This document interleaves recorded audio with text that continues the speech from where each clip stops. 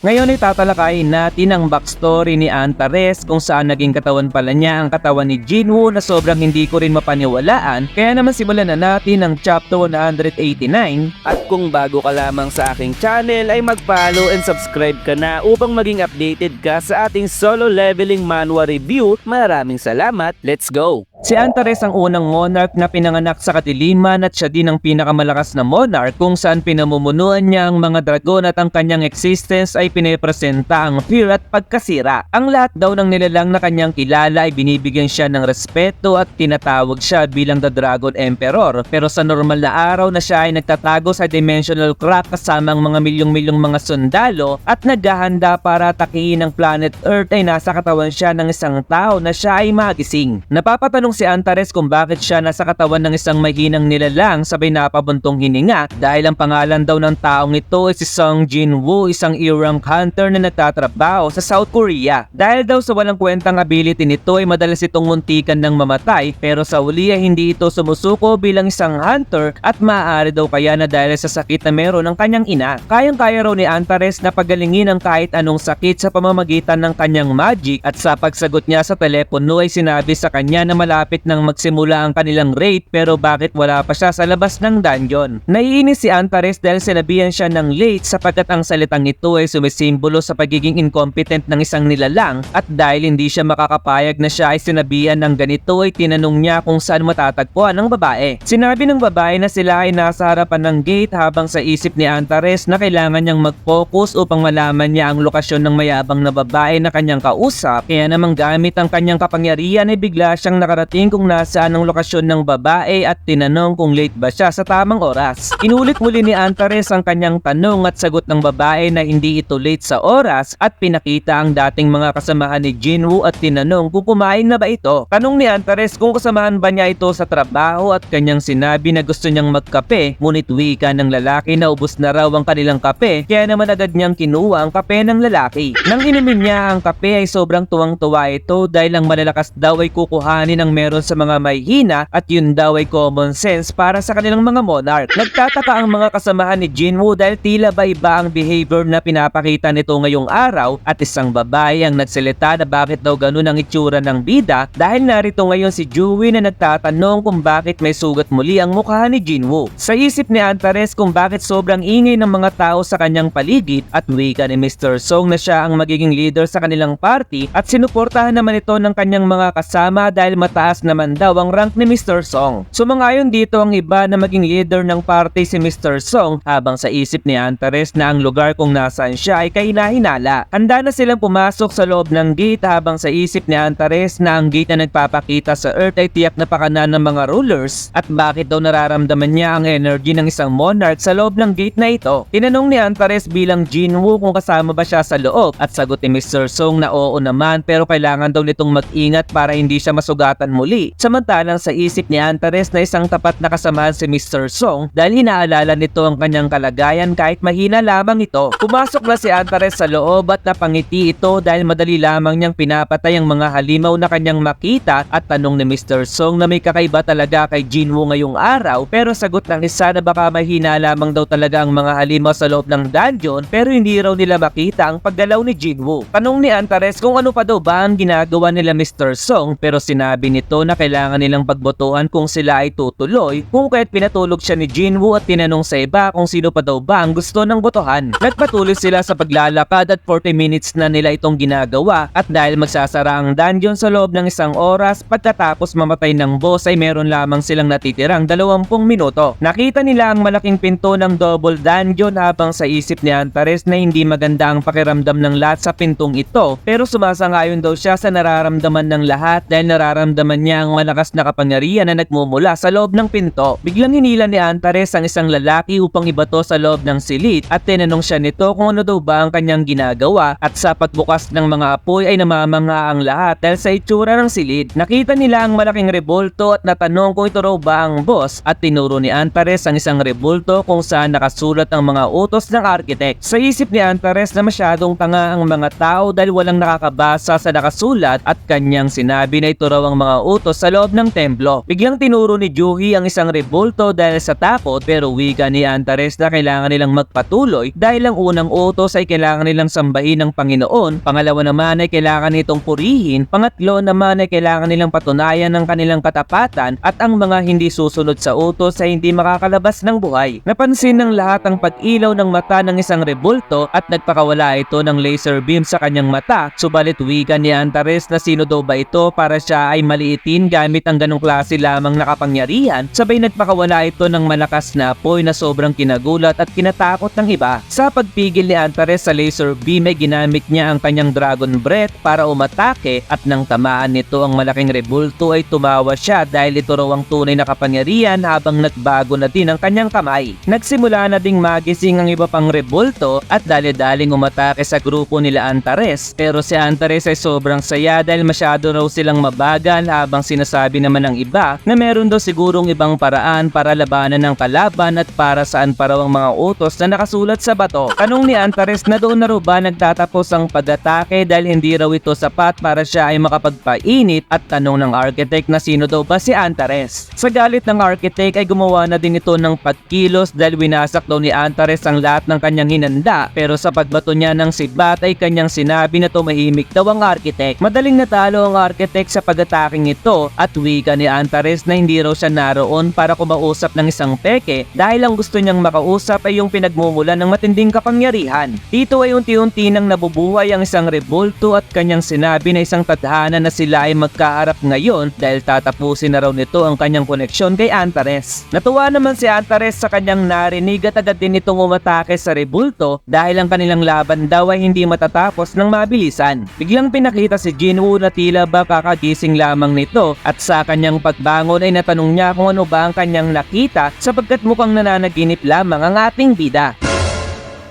Ganito ang boses ko kapag hindi ko gamit yung TNW-836 na microphone. Ganito naman yung boses ko kapag gamit ko yung TNW-836 na walang noise cancelling. Ganito naman ang boses ko kapag gamit ko yung TNW-836 na noise cancelling. Hindi mo na kailangan gumastos ng malaki para magkaroon ng magandang klaseng microphone dahil in less than 1,000 pesos ay pwede mo nang mabili ang TNW-836. Kung ikaw ay isang vlogger o kaya naman affiliate marketer na kagaya ko, ay mas mainam kung meron ka na to dahil ang kagandahan sa TNW-836 ay meron na siyang noise reduction, maganda ang quality ng sounds, compatible siya sa iOS o kaya sa mga Android na cellphone, may kasama na rin itong clip kung sakaling gusto mo itong isipit, pwede mo rin gamitin ang magnet nito kung ayaw mong gamitin ng clip, may kasama na rin itong wind protector na sobrang daling ikabit, isama pa natin ang kanyang LAN lace kung sakaling gusto mo itong isabit, may pouch na rin siyang kasama, Type-C na LAN cable, at higit sa lahat ay may user manual na hindi mo naman binabasa. Kaya naman kung pinoproblema mo pa din ngayon ang iyong microphone, na ito na ang oras para magpalit ka na kapatid, at ilalagay ko na lamang ang link sa comment section o kaya click the yellow basket below para maranasan mo na ang tunog na masarap sa tenga.